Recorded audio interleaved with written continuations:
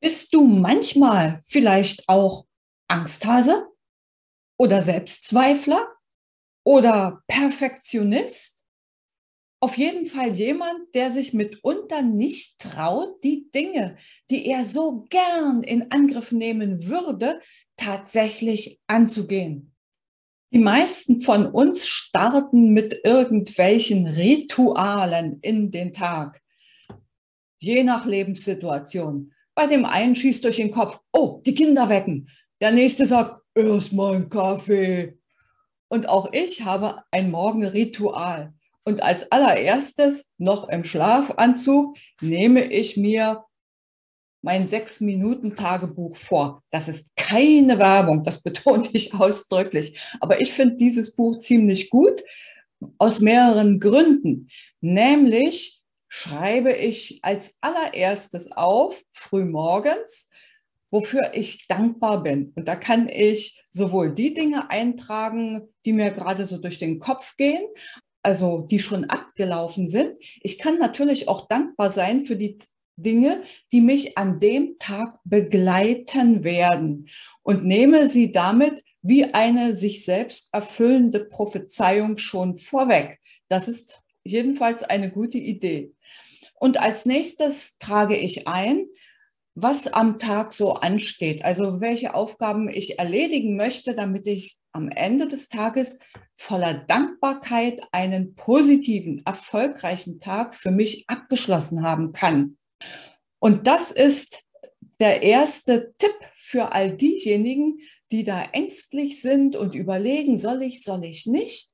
Wenn man so ein Buch führt, und ich führe mittlerweile das dritte oder vierte von dieser Sorte, die gehen immer für ein halbes Jahr, dann kann man in der Rückschau einfach mal durch die Seiten blättern und gucken, was habe ich dann alles erreicht? Und da wird man manchmal sehr erstaunt sein, jedenfalls mir geht das so und vielen anderen, die so ein Tagebuch oder ein ähnliches nutzen, ebenfalls.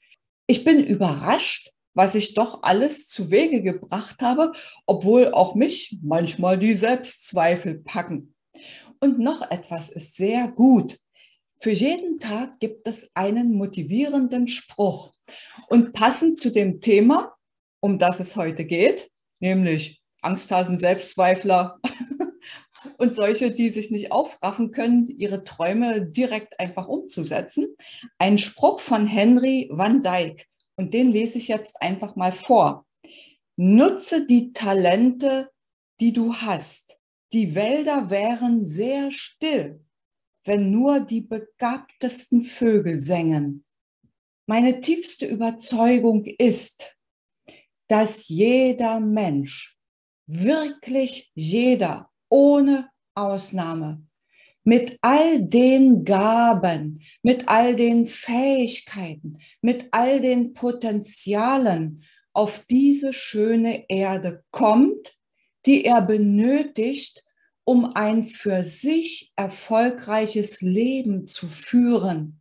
Und geh mal davon aus, wenn du einen Traum hast, eine Idee, die dich Jahre und vielleicht schon Jahrzehnte lang begleitet, als eine Art Sehnsucht, die du bisher aber dir noch nicht erfüllt hast, dich nicht getraut hast, sie dir zu erfüllen, dann ist dennoch das Potenzial in dir, genau das zu erreichen. Die Sehnsucht ist dein Wegweiser. Und wenn du es bisher noch nicht geschafft hast, ja mein Gott, dann sei doch eben der Vogel, der nicht in den allerhöchsten Tönen trällert, sondern der erstmal übt. Das ist doch in Ordnung.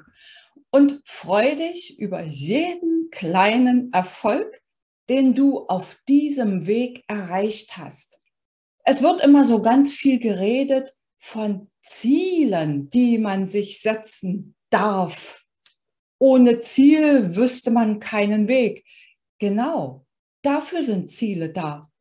Aus meiner Sicht, und damit bin ich vielleicht eine von den wenigeren, ist es nicht zwingend erforderlich, ein Ziel, so wie man es sich definiert hat, auch zu erreichen.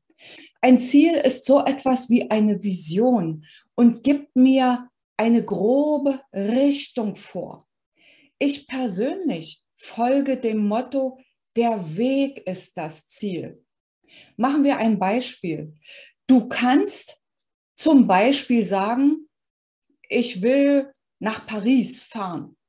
Dann setzt du dich in den Flieger, nimmst den nächsten Flug nach Paris und bist da.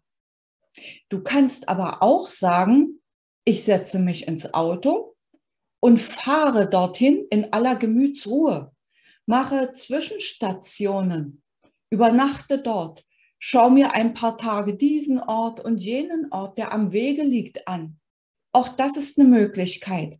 Also es geht immer darum, bestimmte Fähigkeiten, Fertigkeiten auf dem Weg zu diesem Ziel zu entwickeln, die es dir möglich machen, entweder das Ziel 100% zu erreichen oder aber auch unterwegs festzustellen, meine Güte, Paris ist schön und gut, aber vorher bleibe ich mal noch für eine ganze lange Zeit hier an einer der Zwischenstationen, weil es mir hier so gut gefällt. Und sei dir gewiss, deine Seele, dein Inneres, deine Sehnsucht weist dir den Weg. Niemand tritt ab von dieser schönen Erde, ehe er nicht seinen Auftrag, seine Aufgabe in diesem Leben erfüllt hat. In diesem Sinne, vergiss deine Angst. Vergiss, du seist nicht perfekt, nicht gut genug oder weiß der Geier was. Vergiss deine Selbstzweifel. Tu einfach. Geh los und lass dich inspirieren von den Eindrücken, die des Weges daherkommen. In diesem Sinne wünsche ich dir einen schönen Tag, eine gute Zeit und bis zum nächsten Video. Tschüss.